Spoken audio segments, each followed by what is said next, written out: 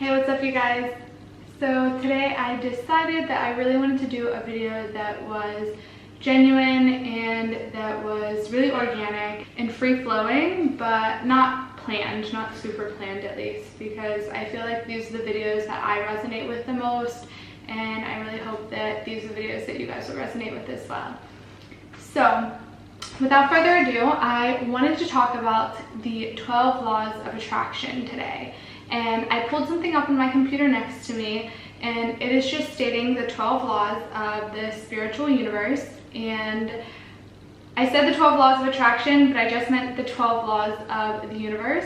So I want to go ahead and I want to go over each one of them and kind of give you my opinion on them, my feedback. I have never actually looked at all of the 12 laws of the universe, and I've been really meaning to do that because I've been doing this manifestation journey and learning about law of attraction, and I really just feel like it would be beneficial for me to know this information. But I also just want to share with you guys my first impressions and how I feel about these laws, and hopefully you guys will get some insight from this. So the first law of the universe, I'm just actually going off of the lawofattraction.com. I just googled the law of attraction. I just googled the laws of the universe and the lawofattraction.com popped up.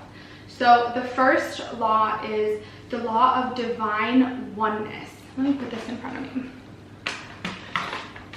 Okay, so the first law is the law of divine oneness. And the paragraph states, the law of divine oneness is the foundational law according to which absolutely everything in our universe is interconnected. In other words, every choice, word, desire, and belief you have will also have an impact on the world and on the other people in your life. Sometimes this impact will be immediate and obvious. At other times, it may take a while to manifest, or you may never even discover that it has occurred. Try to think of yourself as part of everything around you to live in accordance with this law. We are all one, and awareness of this makes us more powerful as well as more empathetic. Oh, that is, I don't want to say it's a lot to unpack because it's really not. It's basically really clear and to the point. We are all one. Every single one of us, all humans, everything in this world is interconnected, and your choice will have an impact on everyone, whether we wanted to or not. So keep that in mind whenever you are making decisions that, you know, may not be in your best interest or somebody else's best interest. Just remember that the law of oneness means that we are all interconnected and we are all in this together. So I know that this can help us be, you know, a little bit more empathetic to others' problems, because if we realize that we're all in this together, then no one is against one another, which means we don't have to have this battle for who is right or what is best, this pull to one or the other. So just remember, again, we are all connected and we are all one. So number 2 is the law of vibration. According to the law of vibration, every particle in the universe is in constant movement and constantly carries energy. This applies to enormous parts of the universe, like the planets and stars. However, it also applies to the chair underneath you or the table where your computer sits. In addition, everything has its own specific energy frequency. High energy particles are naturally attuned to other high energy particles, and the same is true for those that have low energy. If your goal is to live a more productive and full life, consider what you would need to do to heighten your energy frequency. So this is really interesting, and this is actually something that I heard about before reading these 12 laws. I did hear of the law of vibration, and that everything is vibrating, and even down to the camera that I'm filming on, the words coming out of my mouth, the hair on my head, the clothes on my body, everything is constantly in vibration. And I think it's really interesting when you look at it like in terms of high energy and low energy. So like energy attracts like energy. So if you are a high energy person, you're going to attract high energy people. It's very rare that you see somebody that with extremely low energy, like let's say, for instance, let's say there is somebody suffering from addiction, or somebody who is feeling, you know, somebody who is a criminal or something along those lines as somebody who goes to church or has spiritual practices. You're not going to be naturally drawn to somebody with a very low vibration, maybe somebody who steals or somebody who doesn't treat others with respect and kindness. So it just makes sense, the law of vibration. You know, everything is vibrating at its own level of vibration, and ultimately, if you want to attract more positive vibration into your life, make sure that you're emulating that positive vibration on a day-to-day basis.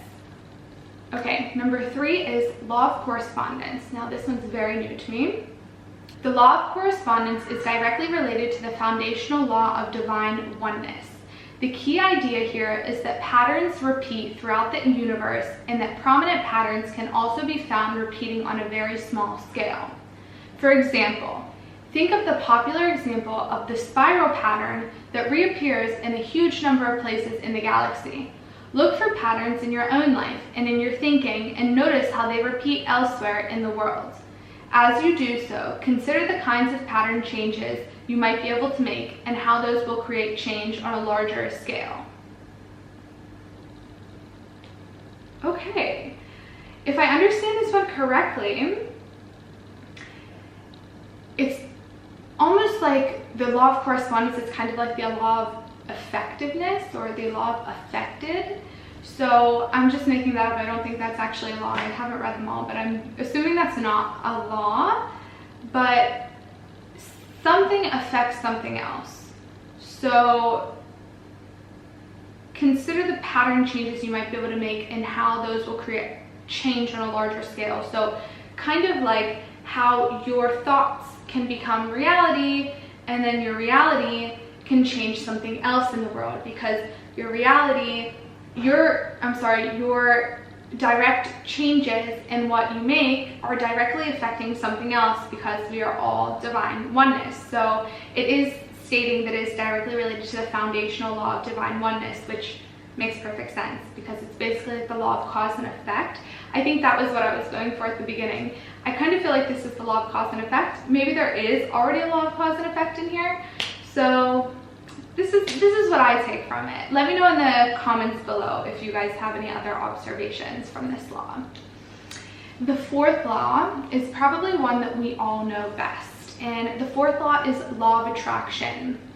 And as you likely already know, the law of attraction tells us that like attracts like.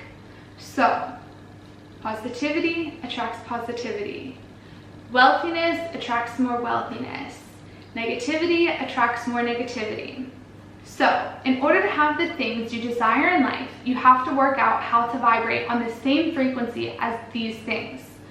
So this is unpacking a lot in each sentence. That's why I'm kind of going over each sentence with this one. But in order to have the things you desire in life, you have to work out how to vibrate on the same frequency as these. So the law of vibration states that if you are vibrating at a certain level, you're going to attract things that are vibrating at that same level, which also is exactly like the law of attraction. It's kind of intertwined.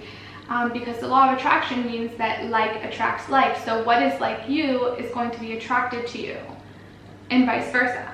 So it's really interesting how it's all kind of interconnected, but all kind of separate at the same time.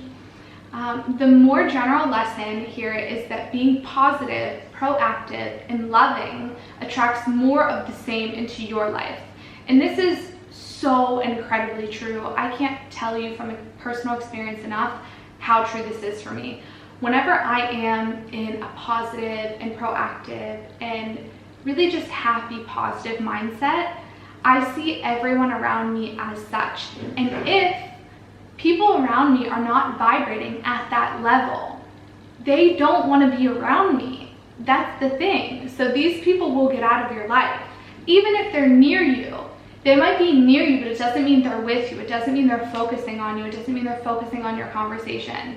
So it's really, really interesting when you do put this into practice, because truly, whenever you are a positive, proactive, and loving person, you will attract more of that into your life, and you will be able to see others as that person as well. So that's really important. And meanwhile, pessimism, fear, and lethargy will lead you to generate more negative experiences in all aspects of life. So if you're being negative, like attracts like, law of attraction. If you're being negative, negative's gonna come into your life. Fear is going to come into your life. This is just how it works. By working to live more positively, even just today, you're already using the law of attraction to create a better existence for yourself. So you don't need anything to start using these laws. You don't need anything. You know exactly enough right now in this video. You don't need to go on past this law to know that you can implement this in your daily life and you can feel the benefits from it. So I challenge you to turn off this video, not now, wait until the end, but when you turn off this video, I challenge you to keep in a positive mindset, even if it's difficult, even if you feel like you're challenging yourself, even if you feel like this isn't what you want to do it anyways. See how your reality changes, document it, let me know. DM me on Instagram, let me know in the comment section below, however you want to let me know. Send me an email, I don't care. Just let me know how this has affected your life. So, number 5 is law of inspired action. I don't really think I went over this one yet either, so this is new for me. The law of inspired action. Law of attraction practitioners regularly say that they wish they had known about the law of inspired action at an earlier stage. These two laws are tightly bound together, and the inspired action law tells us that we must actively pursue our goals. Many people think that visualizing a goal and developing a positive attitude towards it will be sufficient enough to exploit the law of attraction. However, you also have to take inspired steps towards that thing that you want. Whether it's a big or small step, it instantly helps you to attract that relationship, job, or enhanced abundance you seek. Whew. This is probably the thing that people don't realize because they don't even want to hear it. They think that the idea behind the law of attraction and positivity will be enough because they don't actually want to take the action. That's why they're putting in this work to change their mindset. You can change your mindset, yes, but you still have to take the action to get to where you want to get to. For instance, if I said, I'm dying to do a YouTube channel, I know that I'm going to be so good on YouTube, and I've said this before, I've said this in the past before I started my channel. I was so eager. I knew without a shadow of a doubt that I wanted to be a YouTuber. I knew that I wanted to inspire people with my content. I knew that I wanted to create videos on a daily basis to be able to help people. But I was taking zero action towards that goal. I was thinking positively about it, and I was changing my mindset about it. I knew that it was possible. I saw so many people that made it a reality. So I said, of course I know this is possible. But the question is, what was I doing to get to that point? I wasn't doing anything. And I'm going to give you another example from my real life experience. I started my YouTube channel about 2 years ago, but you will only see one video from about 2 years ago. So maybe 3 or 4, sorry, I think 4 videos from about 2 years ago. And the reason being is because I made an action and I said, you know what, it's not working, this isn't working for me, something isn't going right, and ultimately I wasn't making enough action. I wasn't giving it enough of a chance for it to work out in my favor. Things will not happen like that. Things will not be instantaneous. Some things you will see instantly and some things you won't see at all, or some things you will see years later, okay? It's not something that will come automatically. So it's very, very important to remember that the law of inspired action is so important, because just changing your mindset and just changing your vibration is not enough. It's good, but it's not enough. So remember that. Number 6, the law of perpetual transmutation of energy. The law of perpetual transmutation of energy states that everything around us is in a constant flux. You can't see all of these changes because many of them exist at the cellular or atomic level, but they carry on regardless. The reason that it's so important to be aware of this law is that it helps you see how you can trigger positive change. Specifically, keep in mind that high vibrations can trigger improvements in low vibrations. For example, if you're vibrating at a low frequency, exposing yourself to the high frequency of a happy, encouraging friend will naturally trigger your energy transmutation in you. This is a really inspiring law, if you ask me, because it lets us know that even if we are not functioning at our highest level, even if we are in such a low point, whatever we do to try to get ourselves to that next level, it's going to help. So if we are working on our mindset and we're feeling really down about the progress that we've made,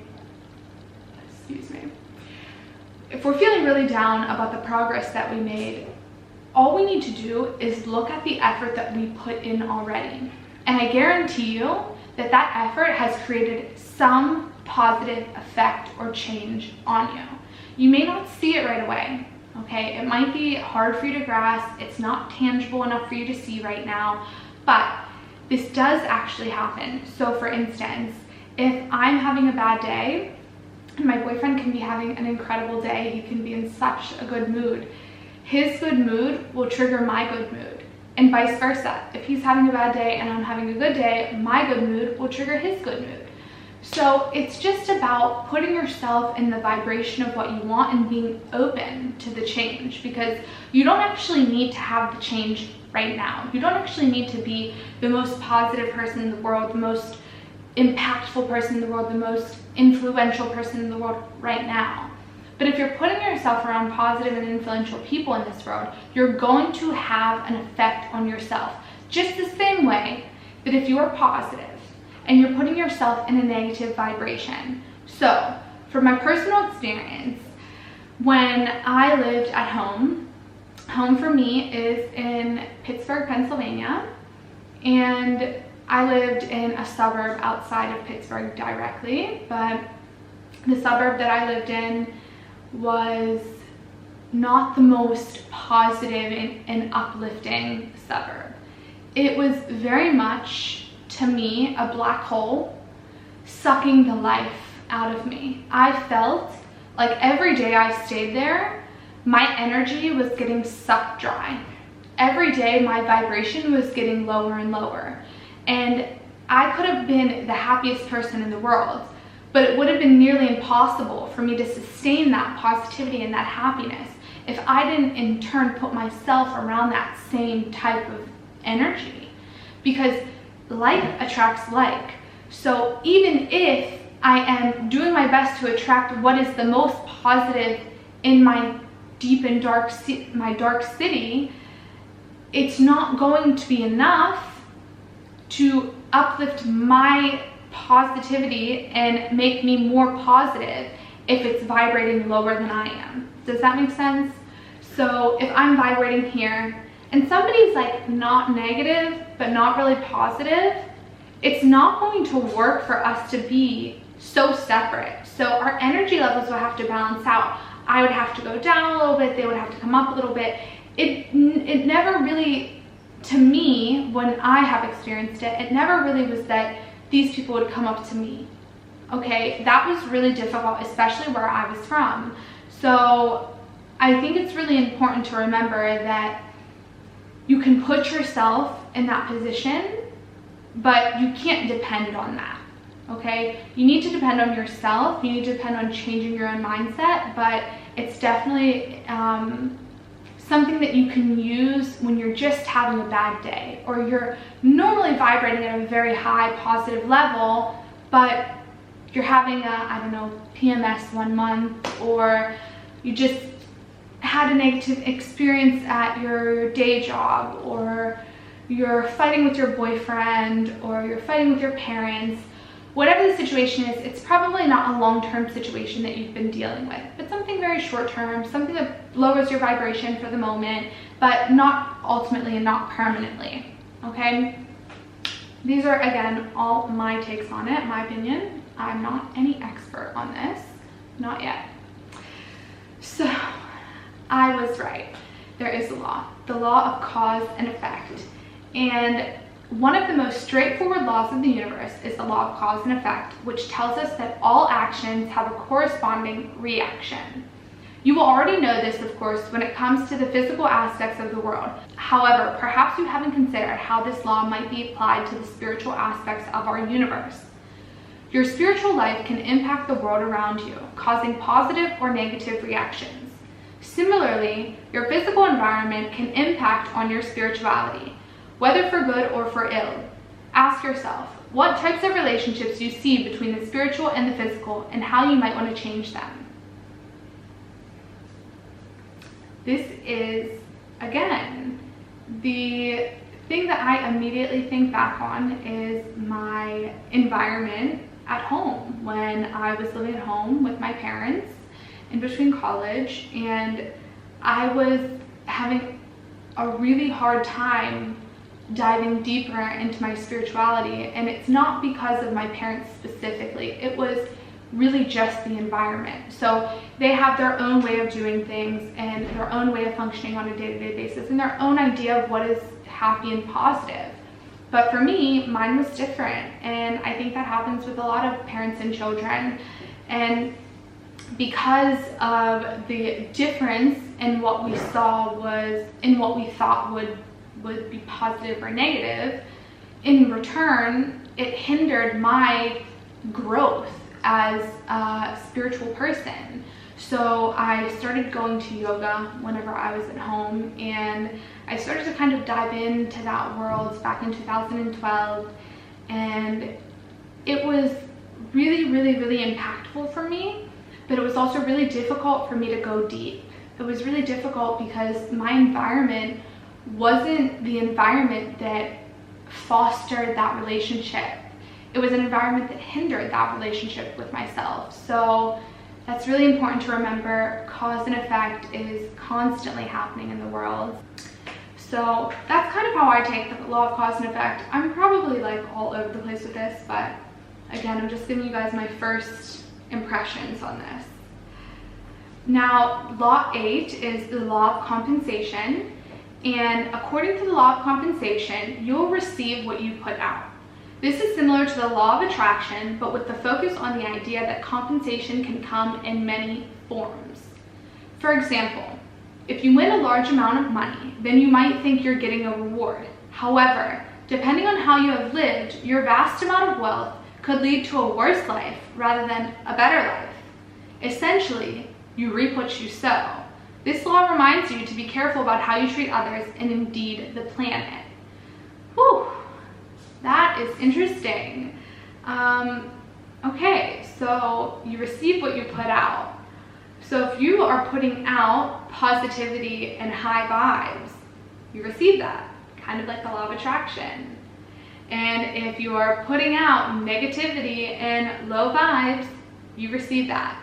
So what you perceive, what you give out to the world becomes your reality. That is definitely something very, very, very interesting to think about.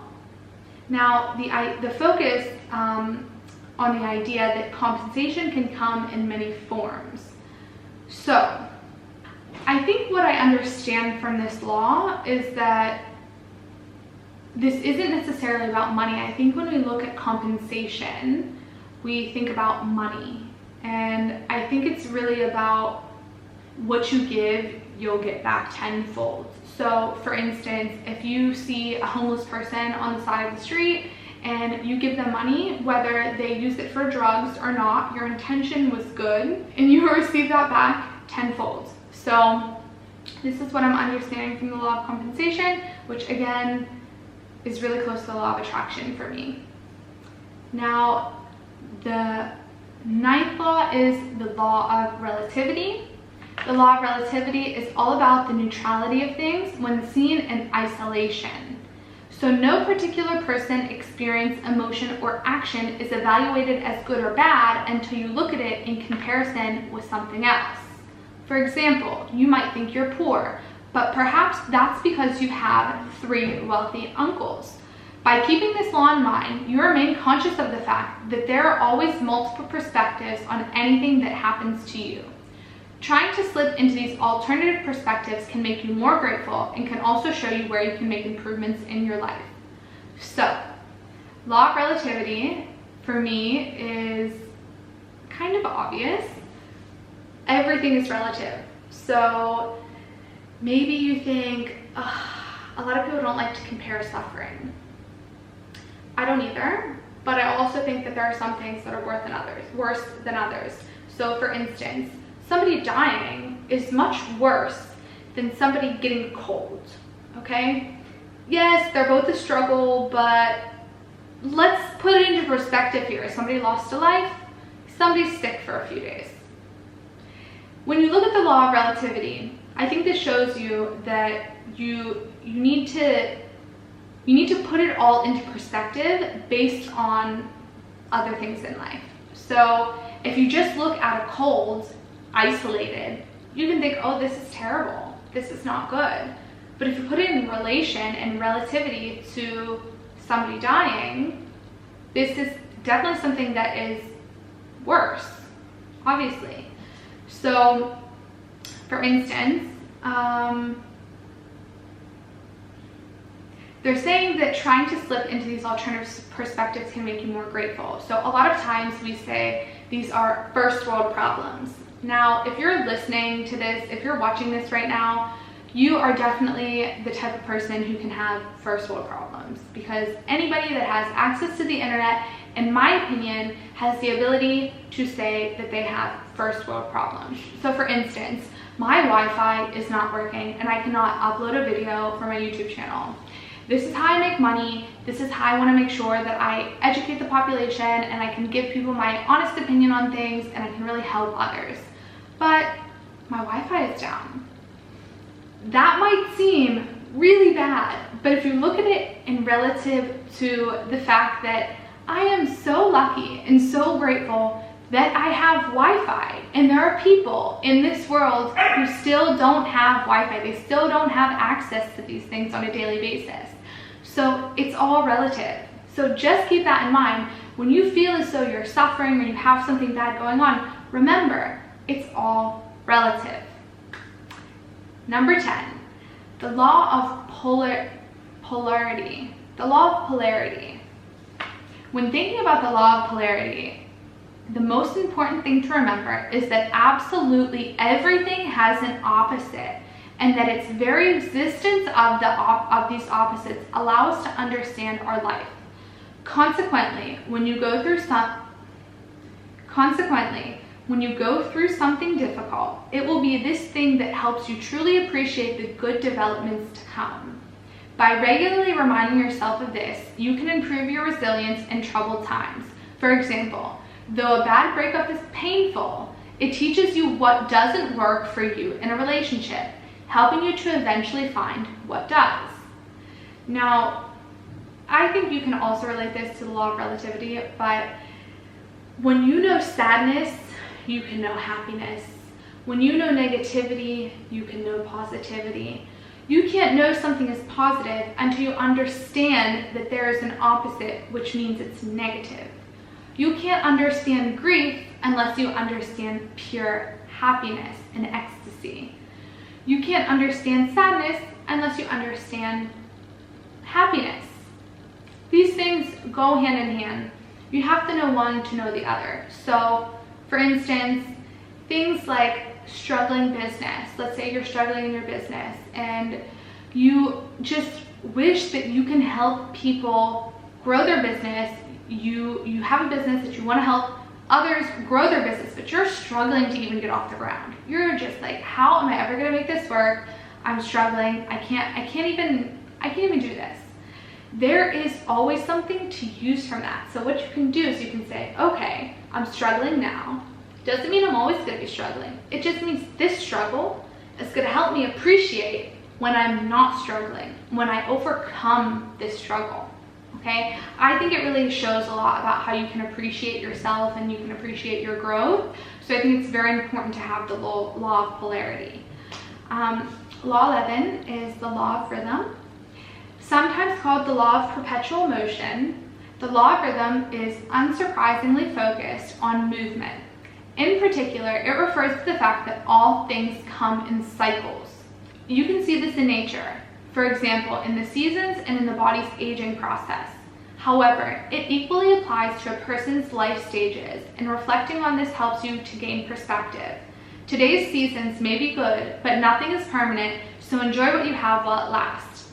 Alternatively, perhaps you're in a negative part of the cycle right now, but it may be the very thing that prepares you for a prosperous change in cycles next month. Okay, let's unpack that a little bit.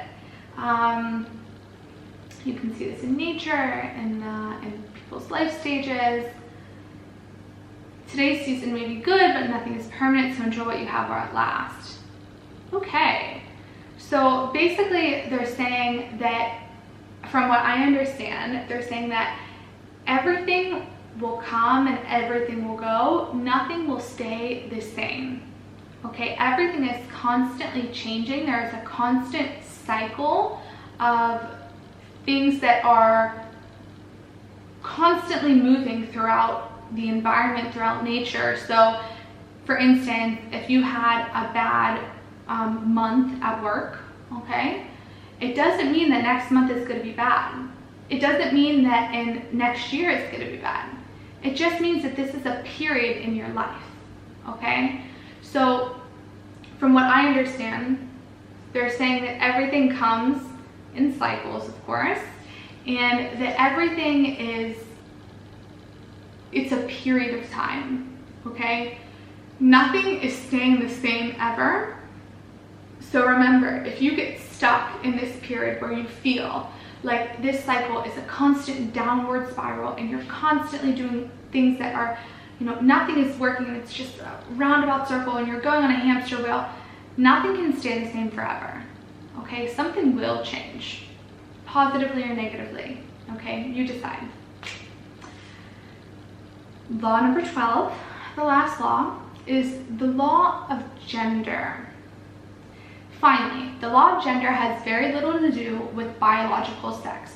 Rather, it refers to the fact that there are two major types of energy. You can think of them as masculine and feminine, as yin and yang, or as anemia and anemias. We all contain a certain amount of both energy and must find a way to achieve a balance between both types if we are to live authentically and happily. Think about the role each type of energy appears to play in your life, whether there is an excess or deficient of either. This is really interesting because I know that there are a lot of men out there who feel like they don't know how to tap into their femininity, and it's almost taboo for men, at least straight men, to talk about it and to feel that. So it's really interesting because I feel like the feminine energy, there's a lot of differences between male and female energy, masculine and feminine. And I think the feminine energy is a bit more soft.